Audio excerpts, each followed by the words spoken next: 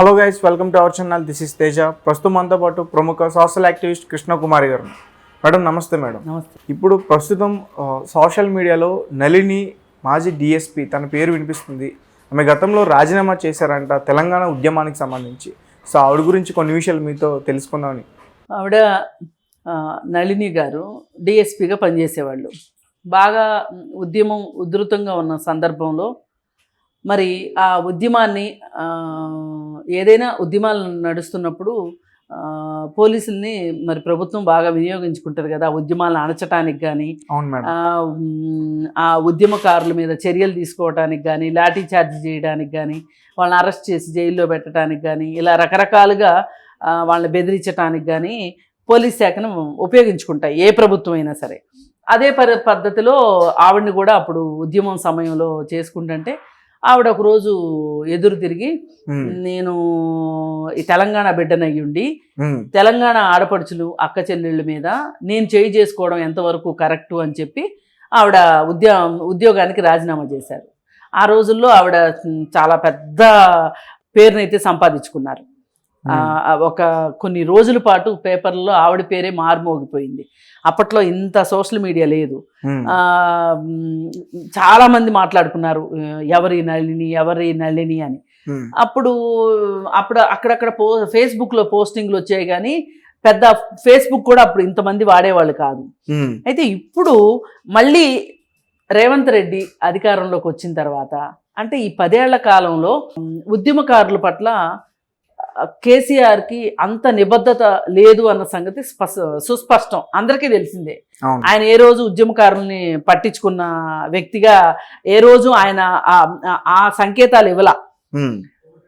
మరి నిజంగా గనక ఆయనకి ఆ ఉద్దేశమే ఉండుంటే గనక అసలు అప్పుడు వచ్చిన వెంటనే ఆవిడకి మళ్ళీ పోస్టింగ్ ఇచ్చుండేవాళ్ళు. కానీ ఆయన అసలు పట్టించుకోలే. ప్రాణత్యాగం చేసిన శ్రీకాంతాచారినే పట్టించుకోలేదు, నళిని ఏం పట్టించుకుంటాడు ఆయన. అయితే ఇన్ని సంవత్సరాలు మరుగున పడిపోయింది. ఇప్పుడు నేను తెలంగాణ ఉద్యమకారుల మీద ఉన్న కేసులన్నీ ఎత్తేస్తాను, అలాగే ఉద్యమకారుల కుటుంబాలకి నేను సాయం పడతాను, వాళ్ళకి సన్మానాలు చేస్తాను, వాళ్ళని నేను గుర్తిస్తాను అని చెప్పి రేవంత్ రెడ్డి ఎప్పుడైతే మాట్లాడడం మొదలెట్టాడో ముఖ్యమంత్రి అయిన తర్వాత, వాళ్ళకి చాలా అన్యాయం జరిగింది ఉద్యమకారులకి కేసీఆర్ ప్రభుత్వంలో, నేను ఆ తప్పును సరిదిద్దుతాను అని చెప్పి అతను చెప్పడం జరిగింది. ఆ దరిమిలా నళిని విషయం హాట్ టాపిక్ అయింది. ఇప్పుడు ఈ హాట్ టాపిక్ ఎంతవరకు వెళ్ళిందంటే, ఇవాళ ఫేస్బుక్లో ఆమెతో పరిచయం ఉన్న ప్రతి ఒక్కళ్ళు పోస్ట్ పెడుతున్నారు. అలాగే యూట్యూబ్లో కూడా ఆవిడ గురించి ఎక్కువ వార్తలు వస్తూ ఉన్నాయి. వార్తలు వస్తూ ఉంటే ఆవిడకి ఉద్యోగం మళ్ళీ తిరిగి ఇస్తారంట అని ఒక వార్త కూడా వచ్చింది.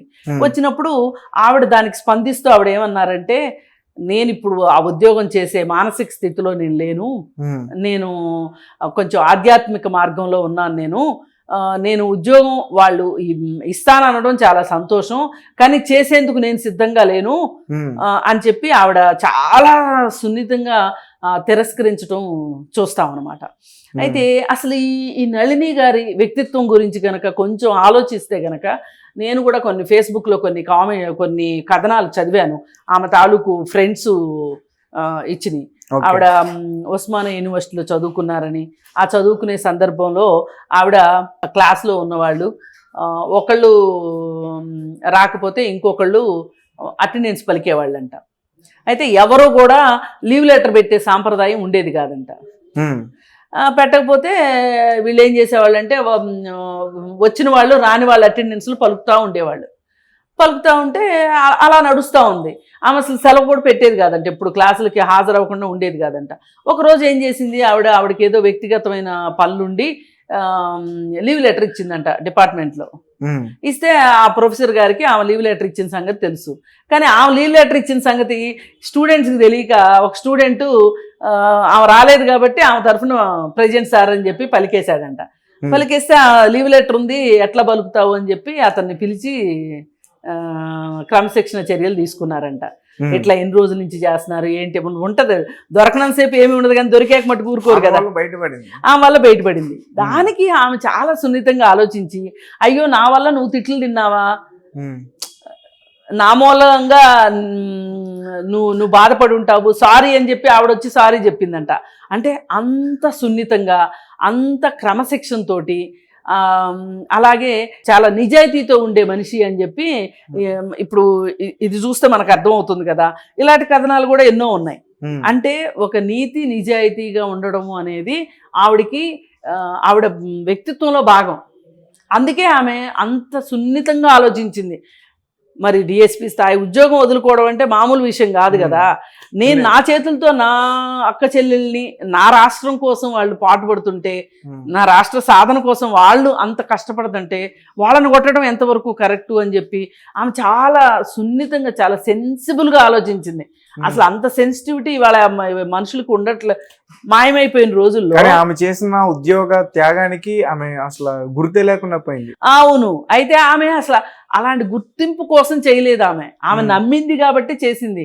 చాలా మందికి ఆమె ఏంటి, ఆమెకి ఏమన్నా పిచ్చా, చేతిలో మంచి ఉద్యోగం వదులుకుంటారా, అంతగా అయితే సెలవు పెట్టొచ్చు కదా, ఏదేదో అవాకులు చవాకులు పేలే వాళ్ళు ఉన్నారు. కానీ ఆమె మనస్తత్వం ప్రకారమే, ఆమె మనసులో ఏవైతే అనుకుంటుందో దాని ప్రకారమే ఆవిడ ఉంది అనడానికి ఇంతకంటే తార్కాణం అక్కర్లేదు. చాలా గొప్ప విషయం ఇది, మామూలు విషయం కాదు. ఇంత అంటే త్యాగము అంటే ఇట్లాంటి విషయాలను బట్టే మనం త్యాగజీవులు అనుకుంటాం. ఓకే మేడం, నాకు మీరు మాట్లాడుతుంటే ఒక డౌట్ వచ్చింది మేడం. అంటే ఇప్పుడు సాయి చంద్ లాంటి వ్యక్తిని గుర్తించిన కేసీఆర్ నళిని లాంటి ఒక మంచి మనిషిని ఎందుకు గుర్తించలేకపోయారు? అంటే సాయి చంద్ పాటలు పాడతాడు, తనకు ఉపయోగపడతాడు. నళిని ఏం ఉపయోగపడుతుంది? ఇస్తే ఉద్యోగం చేస్తుంది, అంతే కదా. ఇప్పుడు రాజకీయ నాయకులు ఎప్పుడైనా సరే ఒక మంచి పని చేస్తున్నాము అని ప్రొజెక్ట్ చేసుకున్నారు అంటే 3-4 ప్రపంచానికి అర్థం కాని పనులు కొన్ని ఉంటాయి, అవి వాళ్ళకి మాత్రమే ఉపయోగపడతాయి. అంత స్వార్థంగా ఉంటారు రాజకీయ నాయకులు.